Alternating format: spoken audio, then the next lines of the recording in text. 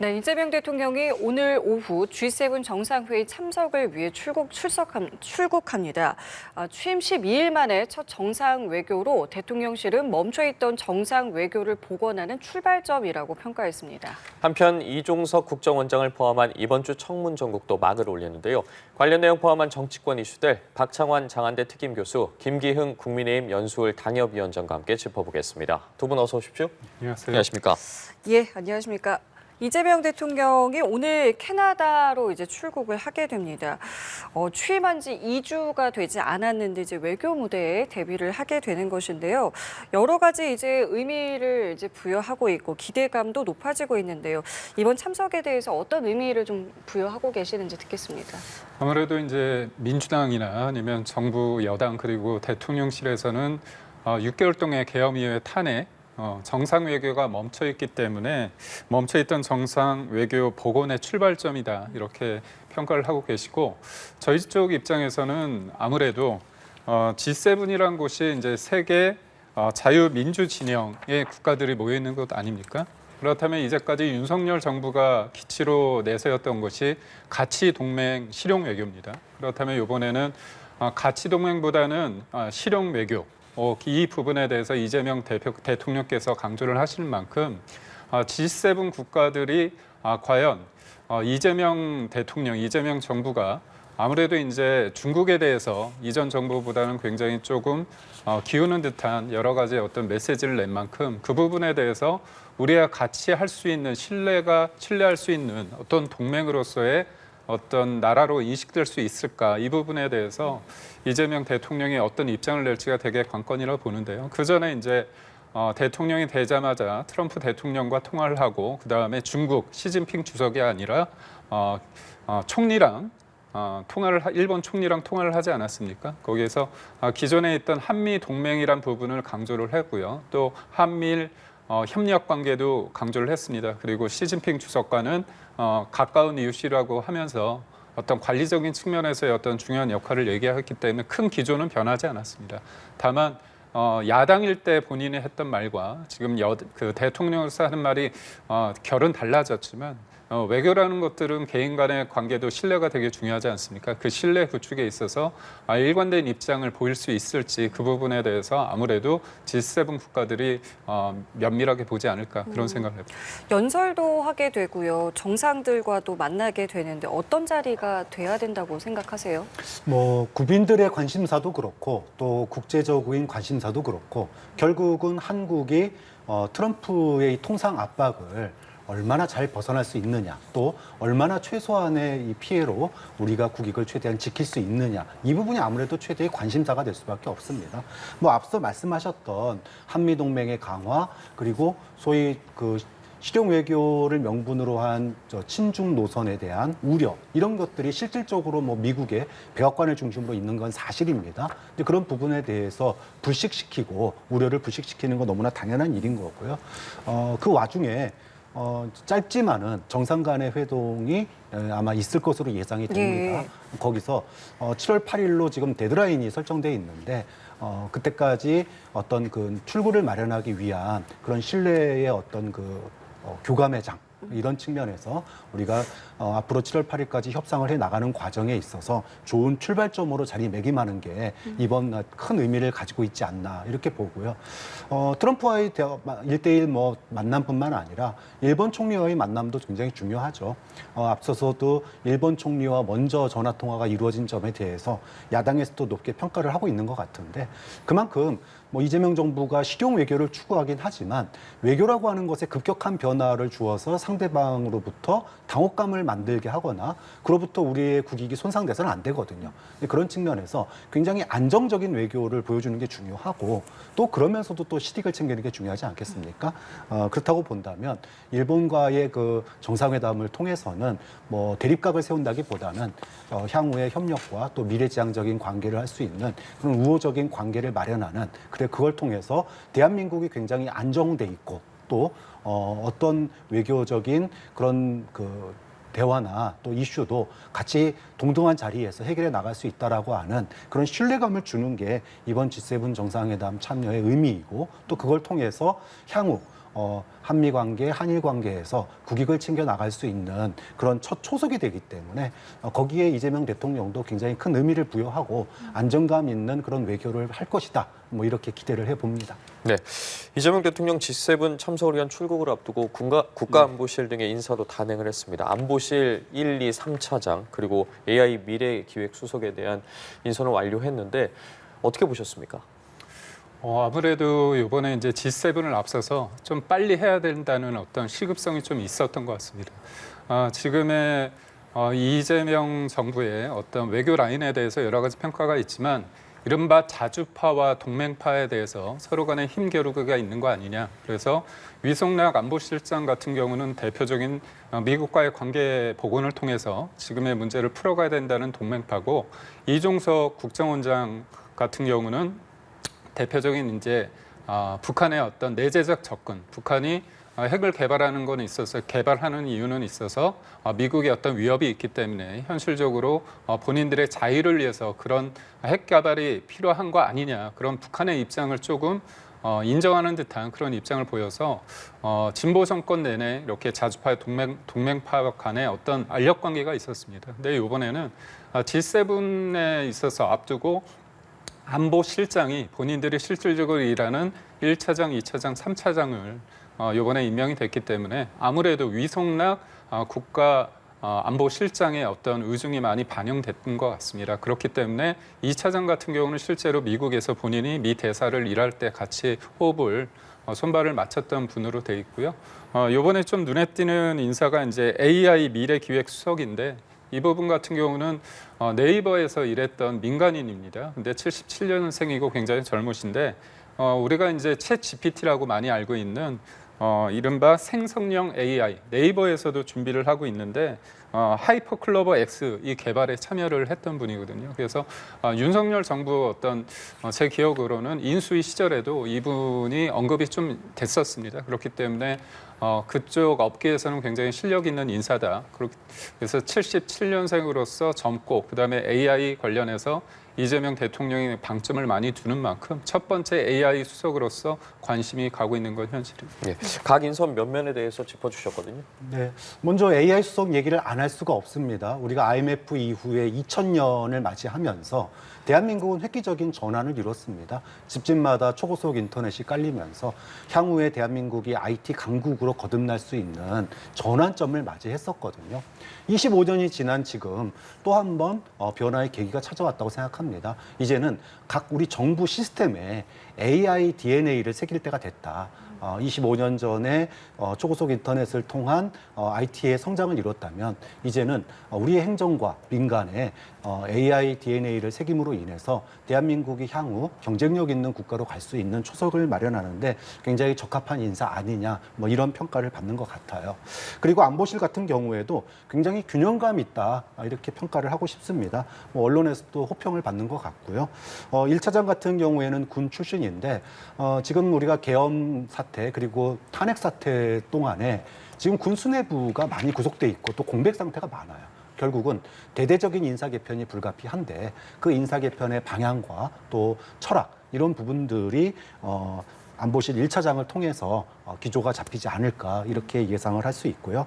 근데 2, 3차장이 말씀하신 대로 다 전문 외교관 출신이거든요. 지금 통상 외교라든지 또 앞서서도 언급했지만 국제 유가가 들썩이고 있습니다. 물가 상승으로 인한 스태그플레이션이 우려되고 있는 상황 속에서 우리가 그런 경제적인 어려움 속에 국익을 어떻게 챙길 수 있는지 특히 대미 관계 또 대일 관계뿐만 아니라 러시아와 중국과의 관계에서도 국익의 극대화를 위한 균형점을 찾기 위한 그런 고민과 기조가 나왔으면 하는 그런 바람이 있는 것 같고요. 뭐 아직 어떤 일도 하진 않았습니다.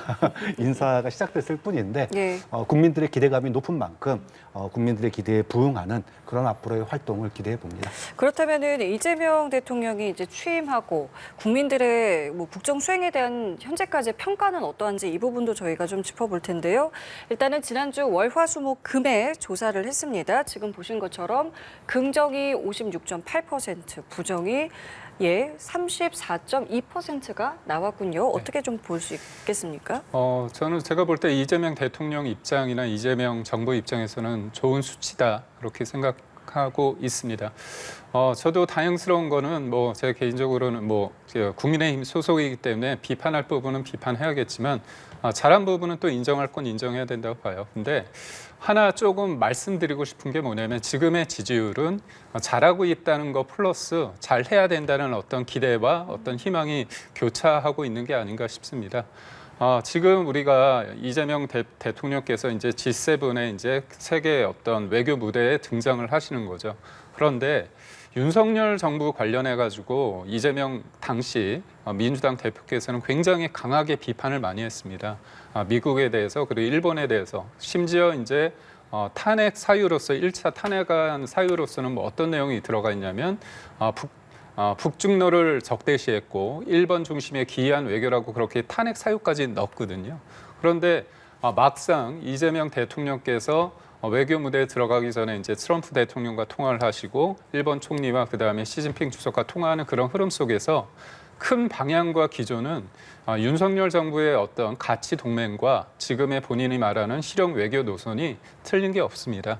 그러니까 결국 제가 말씀드리고 싶은 거는 윤석열 정부에 대해서 야당일 때는 그렇게 비판을 하셨지만 막상 대통령이 나서 집권하고 나서 외교의 큰 방향은 크게 다르지 않는다는 거죠. 저는 이 문제에 있어서 이 부분에 있어서 중도에 보수 있는 사람들도 이재명 대통령에 대해서 비판을 하지만 크게 바뀌지 않았구나. 이런 부분은 또 전임 정부의 어떤 기조를 받아들이구나. 그런 어떤 긍정적인 메시지도 더해지고 있다고 봅니다. 한 예로 우리가 윤석열 정부 때 강제징용 문제를 해결하는 방안으로서 제3자 변제라는 걸 했습니다. 이 부분에 대해서 민주당은 굉장히 거칠게 강하게 비판을 했습니다. 근데 이재명 대통령께서 언론과의 인터뷰에서 그거는 바뀌지 않는다 그런 말씀을 하셨거든요. 그러니까 결국 야당일 때와 그리고 집권을 했을 때 전임 정부에 대한 평가는 다를 수밖에 저는 없다고 봅니다. 그게 현실이라고 보기 때문에 지금 중도 보수에 있는 사람들이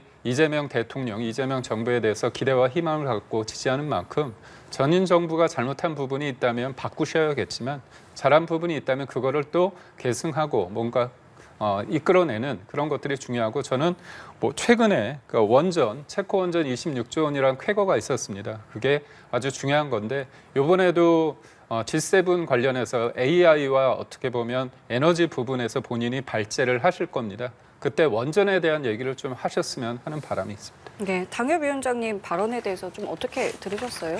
뭐 이재명 대통령의 최고의 강점은 유연한 접근을 굉장히 잘하신다 이런 평가를 받고 있습니다. 국정을 시작하면서 야당에서 우려했던 소위 말해서 개혁 뭐 이런 어떤 변화 이런 부분들을 우려하는 목소리가 컸는데 뭐 역시나 이재명 대통령의 유연한 접근 대통령 되고 나서 거의 모든 행보가 다 경제에 집중되어 있는 행보였어요. 1호 명령도 비상경제 TF를 통해서 물가와 민생 경제에 대해서 점검하는 자리가 있었고요. 이후에 뭐 지역상권, 주식시장 방문, 또 경제단체장들, 또 재벌 총수들 만남을 통해서 우리가 G7 가서 얻어와야 될 게 무엇인지 뭐 이런 것들에 대한 점검들이 있었습니다. 이런 부분들뿐만 아니라 대북 방송을 중단했는데 북한이 또 호응을 함으로써 접경 지역의 주민들의 고통도 일정 부분 완화가 됐어요. 이런 부분들이 국민들에게 유연하지만 또 안정적인 안정감을 주는 그런 행보였고 지금은 뭐 아무리 뭘 해도 경제를 갖다가 안정시키지 못하고 성장시키지 못하면 그 어떠한 변화도 국민들에게 만족감을 채워줄 수 없다는 건 너무나 분명한 사실입니다. 좀 그런 점에서 이재명 대통령이 공약했던 안정과 성장이라고 하는 기조에 지난 뭐 한 2주일 가까이 이런 행보들이 국민들의 기대의 첫 출발로서 아직 한 건 없습니다. 하지만 좀 이렇게 가면은 그래 뭐가 좀 될 수 있겠다. 그래 우리 한번 이재명 한번 밀어보자. 그리고 믿어보자. 뭐 이런 분위기가 형성된 게 지금 이제 리얼미터 여론조사에서 국정 수행의 긍정 평가가 높게 나타나고 있는 거 아닌가. 그래서 이런 초심을 잘 유지하고 국민들에게 안정감을 주는 그런 행보들이 계속 이어지기를 바라는 마음이죠. 예, 알겠습니다. 자, 이런 가운데 여권 인사와 관련한 논란이 계속되고 있습니다. 청문회를 앞두고 있는 김민석 총리 후보자가 SNS를 통해 자신과 관련된 의혹들을 조목조목 반박을 했고 이제 오늘 공식적으로 출범하는 국정기획위원회죠. 이 국정기획위원회에 이한주 국정기획위원장의 부동산 투기 의혹과 관련한 공세가 있었는데 이 부분과 관련해서도 이 위원장은 투기 목적이 아닌 합법적 거래였다라면서 자신의 입장을 밝혔는데 이번 좀 논란들에 대해서 어떻게 바라보고 계신지 여쭤보겠습니다. 우선적으로 그 김민석 후보자 같은 경우는 예전에 불법 정치자금법 관련해 가지고 두 차례의 유죄 판단을 받았습니다. 그리고 또 그거 관련해서 추징금까지 내야 되는 상황인데 참 재미있는 게 이번에 이제 등장하는 인물이 강모 씨라는 분입니다. 근데 그분이 2002년도에 후보자가 SK로부터 2억 원을 받았습니다. 영수증 처리 안 해서 불법 정치 자금이라고 판결이 났죠, 대법원에서. 근데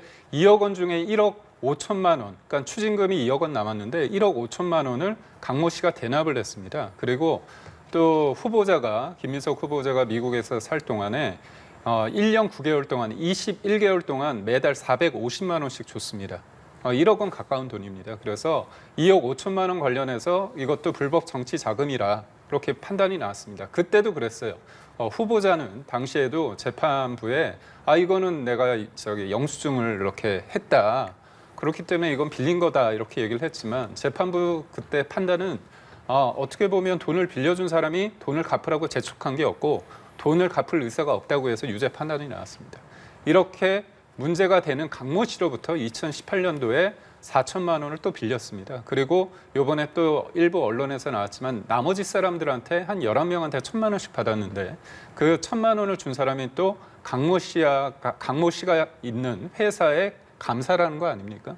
결국 이 사람들의 돈을 1,000만 원씩 쪼개서 사실상 후원한 거 아닌가. 그렇지만 문제가 될 것 같으니까 영수증을 만들어서 뭔가 나중에 이걸 대비한 거 아니냐 이렇게 의혹이 있는 겁니다. 그래서 돈 문제에 대해서 깔끔하지 않은 게 사실인데 이 부분에 대해서 이제 후보자가 페이스북을 올린 거 보고 제가 좀 이해가 안 되는 부분이 뭐냐면 세비 및 기타 소득을 채무 변제했었다. 지나온 삶에 감사해서 헌금은 평균 이상이었다. 그러니까 교회에 헌금을 많이 냈다는 거거든요. 근데 우리의 본질은 뭐냐면 추징금도 있고 이렇게 수많은 어떤 부채, 채무가 있었는데 아니 어떻게 그걸 다 갚고 아이는 외국에서 1억 이상 드는 것까지 보내고 그게 돈이 되느냐. 이거는 어려운 함수가 아니라 고차 방정식이 아니라 산수의 문제거든요. 근데도 본인은 또 여기에서 감사한 마음으로 헌금을 많이 했다 이렇게 얘기를 한다면 헌금도 많이 하고 추징금도 다 내고 하고 기부도 2억 했다고 하는데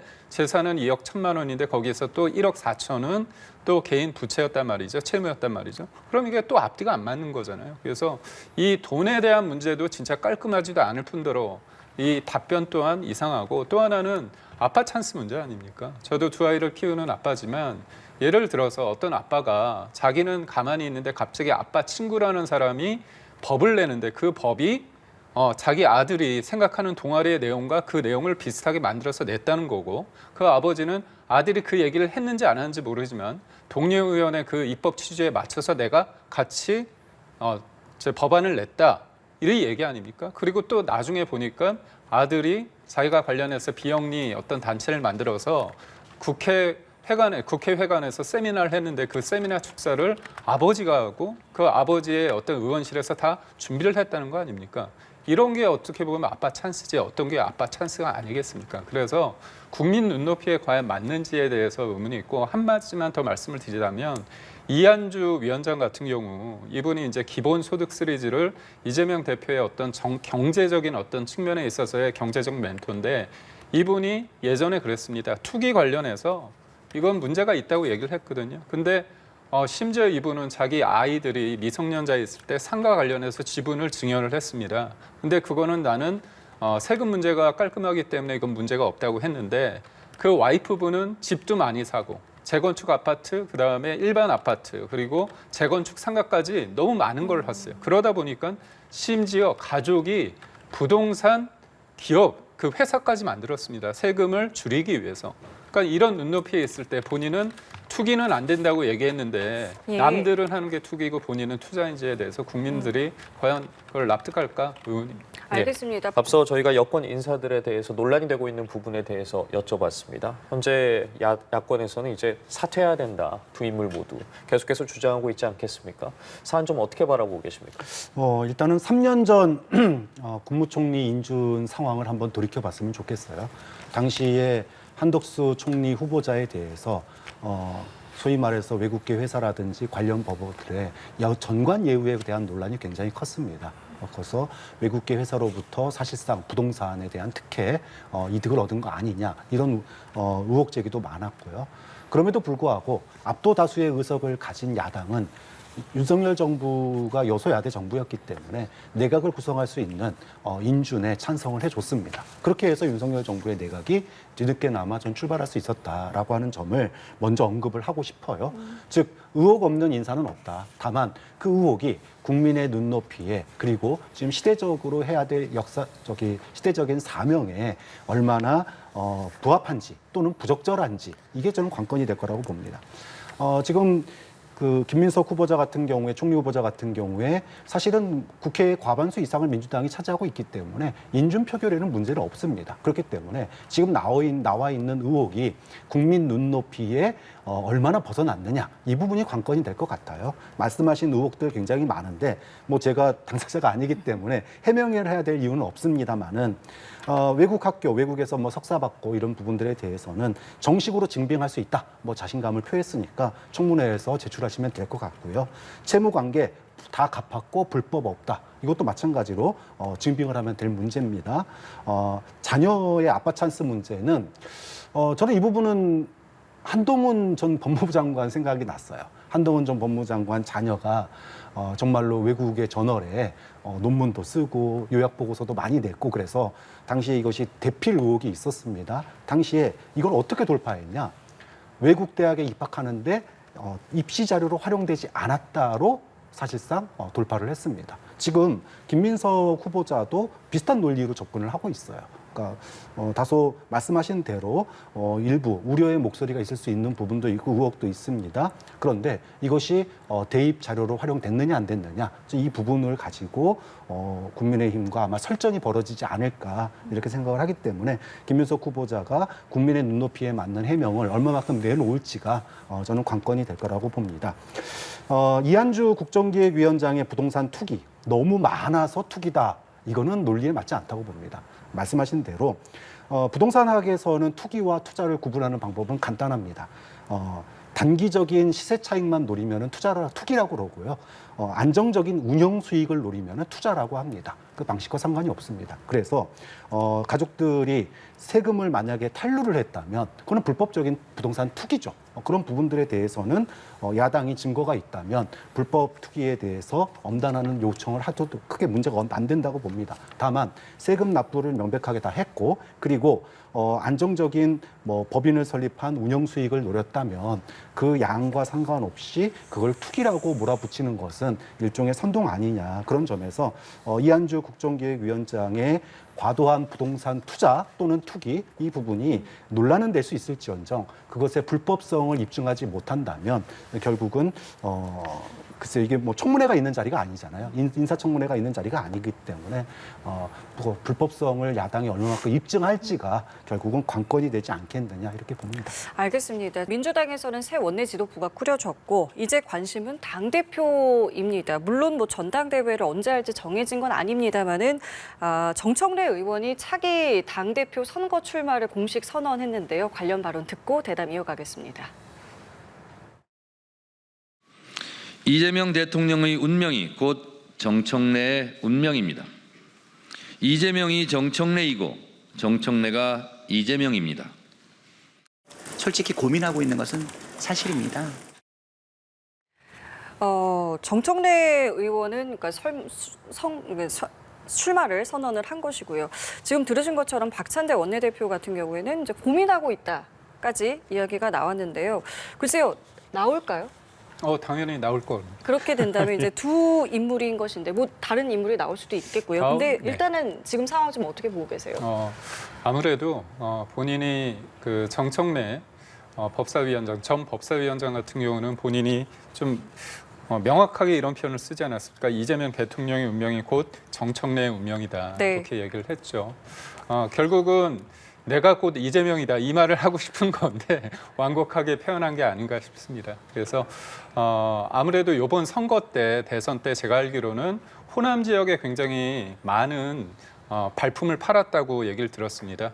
수도권에서 열심히 하실 수 있죠. 원래 지역구가 서울이기 때문에. 그런데도 불구하고 이번에 호남 쪽에 굉장히 많은 일정을 소화했다고 합니다. 그 이유가 뭐냐면 권리당원의 한 30% 이상이 호남에 몰려 있는 거기 때문에 뭔가 대선 때 자기의 어떤 당권을 위해서 좀 앞서서 그렇게 행동을 한 거 아니냐 그런 얘기들이 좀 오가고 있습니다.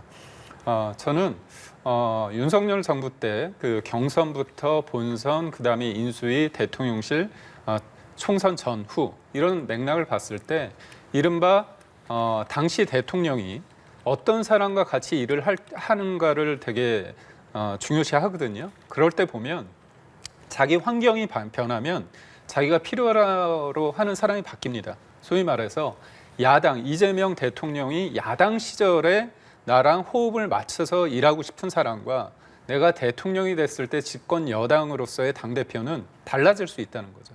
그런 측면에 있어서 정청래 의원 같은 경우는 이재명 대통령이 이제 대표 1기 때 수석 최고위원이었습니다. 그렇기 때문에 굉장히 강하게 하고 법사위원장으로서의 여러 가지 이재명 대통령이 당시에 대표로서 하기 곤란한 것들을 총대 메고 했다는 그런 결과물을 만들어냈다는 그런 장점이 있죠. 다만 집권 여당이 됐을 때 대표로서 그게 과연 그때 시절의 능력과 그때 스타일이 맞는가에 대해서는 회의적인 어떤 판단이 있을 것 같습니다. 그렇기 때문에 저번 앞서서 이뤄진 원내대표 경선에서도 저는 충분히 명심이 작용을 했다고 했을 때 김병기 의원과 그다음에 서영교 의원 중에서 어떤 사람이 대중적으로는 서영교 의원이 굉장히 플러스였거든요. 하지만 막상 됐을 때 결과는 나오지 않았지만 제가 경선 전에 들려오는 얘기를 들어보면 김병기 의원이 굉장히 좀 앞설 것이다 그런 얘기가 있었습니다. 결국 저는 지금이 박찬대 원내대표 이제 다음에 후보로 나올 수도 있고 정청래 후보가 2파전이 될 텐데 지금의 상황에 있을 때 가장 중요한 건 역설적으로 이재명 대통령이 함께할 야당 때의 능력과 스타일이 중요한 게 아니라 여당 대표로서 어떤 사람이 과연 중요할지. 그리고 또 하나는 이재명 대통령 입장에서는 내년에 지방선거가 있습니다. 지방선거 이후에 권력이 약간 바뀝니다. 공천 전과 후는 또 대통령이 좀 다를 수 있거든요. 그런 측면에 있어서 나와 안정적으로 같이 할 사람이 과연 누굴까? 예를 들어서 이거죠. 저번 전당대회 때 정봉주 전 의원이 압도적 1위를 달리다가 김민석 지금 후보자한테 차 안에 타고서 왜 이렇게 표가 안 나오지? 하면서 확 바뀌지 않았습니까? 1등이 4등 밖으로 멀어졌습니다. 그런 측면에서 봤을 때 저는 의도적이든 의도하지 않던 간에 이재명 대통령이 충분히 어떤 영향력을 행사할 수 있고 본인이 좀 수월하게 할 수 있는 임무를 좀 할 가능성이 크다 이렇게 봅니다. 박찬대 전 원내대표까지 나오게 된다면 두 인물 중에 누가 더 유리하다? 뭐 아니면은 조금 더 친명에 가깝다. 내가 정말 찐명이다. 이 부분을 이제 강조하게 될 텐데 어떻게 좀 봐야 될까요? 뭐 두 분 다 이재명 대통령과의 관계가 굉장히 좋은 관계이기 때문에 뭐 누가 더 찐명이냐 뭐 이거를 입증하는 거는 굉장히 뭐 이렇게 큰 의미는 없을 거라고 봐요. 예. 근데 문제는 이런 겁니다. 지금도 이제 사실은 그 정청래 의원 같은 경우에는 당원들에게 지금 이재명 대통령이 국민주권 이런 얘기를 하니까 당의 운영은 당원들이 이러면서 당원들에게 예를 들어 내년 지방선거 비례에 투표권을 주겠다 뭐 이런 식으로 당원들에게 굉장히 어필을 많이 하고 있기 때문에 당원들의 인기 측면을 놓고 보면 정청래 의원이 좀 앞서가고 있는 게 사실이다 이렇게 볼 수 있고요. 예. 그런데 이제 말씀하신 대로 앞서 얘기하신 대로 지금 야당일 때의 당대표가 아니거든요. 지금 여당의 당대표의 역할은 지금 이제 당정 관계가 뭐 수직적이냐 수평적이냐 이런 얘기가 많지만 지금으로서는 지금 대한민국에 필요한 안정과 성장에 맞는 입법 속도를 얼마만큼 조절할 수 있느냐 이게 굉장히 중요해요. 원내대표도 그렇고 당대표도 그렇고. 왜냐하면 과거에는 거부권이 있었기 때문에 압도적인 일당이지만 거부권을 통과해야 된다라고 하는 전투력이 우선될 수밖에 없었지만 지금은 대통령의 거부권이 행사되지 않지 않습니까? 그리고 과반 의석이 있어요. 그러면 국민들의 눈높이, 국민들을 얼마만큼 설득하고 이렇기 때문에 속도 조절을 얼마나 효율적으로 잘 하느냐. 그리고 국민의 공감대를 얼마나 잘 이끌어내느냐. 이게 여당, 그러니까 민주당 지도부의 역할이 될 거다. 그런 측면에서 대통령과의 호흡, 즉 내년 지방선거까지 안정과 성장이라고 하는 실적을 보여줘야 내년 지방선거에서 압승하지 않겠습니까? 예. 네, 그런 측면에서 박찬대 전 원내대표는 아마 이 부분을 굉장히 강조하고 나설 거다. 자, 그렇게 됐을 때 당원들에게 인기가 높은 정청래 의원과 대통령실과의 호흡을 갖다가 강조하고 있는 박찬대 전 원내대표 간의 이 어떤 대결은 굉장히 한 치 앞을 내다보기 어려운 그런 싸움이 될 것이기 때문에 굉장히 흥미진진한 싸움이 될 것 같습니다. 그렇다면 이번엔 국민의힘 좀 상황 살펴보도록 하겠습니다. 국민의힘에서 오늘 이제 원내대표를 선출하게 되는데 굉장히 좀 여러 과제들을 마주하고 있습니다. 당초에 이제 양자 대결로 구도가 가지 않겠냐라는 분위기가 흘렀는데 지금 이제 3파전이 됐습니다. 여러 변수들이 있을 것 같은데요. 좀 어떻게 전망하고 계십니까? 아무래도 그러니까 TK 출신의 3선 의원과 수도권 출신의 3선 의원 누가 보더라도 개파 대리전 양상이 뚜렷했습니다. 아마 그런 정면 충돌의 양상에 부담을 느낀 친윤계의 일부가 특히 이제 영남권의 4선 의원이 이렇게 가면 안 된다. 이제 그런 차원에서 아마 좀 중간에 좀 부드러운 어떤 그런 후보로서 등판을 한 게 아닌가 싶어요. 결국은 부산의 지역구를 둔 4선의 이현승 의원이 영남권 의원들의 표를 얼마만큼 이제 가져오느냐. 그리고 중도 진영에 중립 진영에 있었던 그런 의원들이 이게 이제 김성원 의원 쪽으로 흘러가는 걸 막는 일종의 저수지 역할을 할 가능성도 있어요. 자, 그런데 문제는 1위 득표자가 원내대표가 되는 게 아닙니다. 결선 투표가 있어요. 자, 그렇게 되면 결국은 친윤계가 결선 투표에서는 결집하지 않겠느냐 이런 관측들이 있기 때문에 글쎄요 뭐 아직까지는 이현승 의원이 얼마만큼 변수로 작용할지는 모르겠지만 결과적으로는 지난번 권성동 전 원내대표의 이 퇴임사에서 보여줬던 이 친윤 계파의 어떤 똘똘 뭉친 모습이 이번 원내대표 선거에서도 고스란히 드러나지 않을까 이렇게 바라보시는 분들이 훨씬 많은 것 같습니다.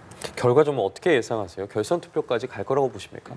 갈 가능성은 있다고 봅니다. 근데 아무래도 이번에 그 원내대표 경선이 대선에서 진 다음에 이루어지지 않습니까? 그렇다면 변화에 대한 어떤 목소리가 충분히 전 있을 것 같습니다. 다만 이 원내대표 경선이 그냥 경선으로서만 끝나는 게 아니라 앞으로 있을 전당대회에 누가 등장하느냐. 그렇다면 그 조합과의 관계 속에서 사람들은 좀 생각을 할 수밖에 없지 않을까.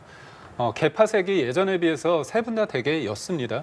김성훈 의원 같은 경우는 경기도 연천이지만 수도권이지만 뭐 한동훈 전 대표의 관계가 저번 전당대회 때 본인이 같이 일을 했기 때문에 그런 면이 없지 않아 있습니다. 하지만 그럼에도 불구하고 예전에 언급됐던 분들에 비해서는 개파색이 좀 였다는 그런 측면이 있고요. 송은석 의원 같은 경우도 지역이 이제 TK이긴 합니다. 하지만 공무원 기재부 출신으로서 색깔이 굉장히 짙다고 볼 수는 없고 이현승 의원도 PK 지역 부산 지역이지만 그렇다고 뭐 친윤의 대표적인 인사였다고 말할 수도 없습니다. 그래서 결국은 언론에서나 아니면은 이제 민주당 입장에서는 여전히 이제 개파 구도의 어떤 싸움으로 볼 수도 있지만 제가 볼 때는 각각의 어떤 친한이다 아니면 뭐 친윤이다 그런 프레임을 떠나서 이번에 변화에 대한 어떤 목소리 그리고 변화를 하되 당이 앞으로의 원내대표 경선 이후에 전당대회까지 이어지는 그런 측면에서 당이 또 쪼개지면 안 되지 않습니까? 그런 여러 가지가 복합적으로 이루어지다 보면 한쪽으로 확 쏠리지 않는 결과가 나올 수 있다. 하지만 그럼에도 불구하고 결선이라는 장치가 남아있는 상황에서 만약에 두 명이 남았을 때는 일정 부분 개파색이 좀 드러나지 않을까 그런 생각도 해요. 알겠습니다. 오늘 두 분 말씀도 여기까지 함께하도록 하겠습니다. 지금까지 박창환 장한대 특임 교수, 김기흥 국민의힘 연수울 당협위원장과 함께했습니다. 두 분 감사합니다. 고맙습니다. 고맙습니다.